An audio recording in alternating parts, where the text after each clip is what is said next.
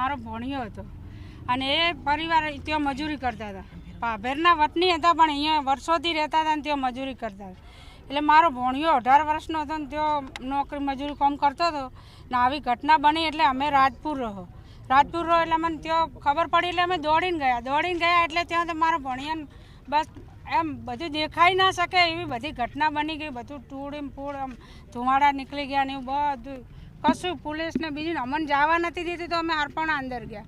હું એક જ બીજો અમારો પરિવાર પાછળ ઊભો રહ્યો અને પછી અમારા ભાઈને એની મા તો 2 ભોન પડીએ સાહેબ અને એની મા 2 ભોન છે, એનો બાપ છે એને 2 ગોળાનું ઓપરેશન કરેલું છે.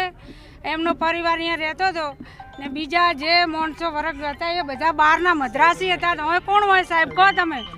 જો મદ્રાસી હતા ને હોયના પરિવાર હોત, આપણે ડીસાના હોયના વતની હોત ને આપણા તો હમણાં આ બધા અહીંયા કોઈ હમાતા ના હોત માણસો, એટલા બધા માણસો હોત.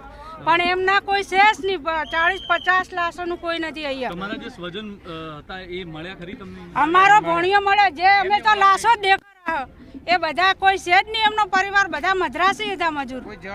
જવાબદાર વ્યક્તિ હોય તો ઉબાળો મચાવે બધું કરે.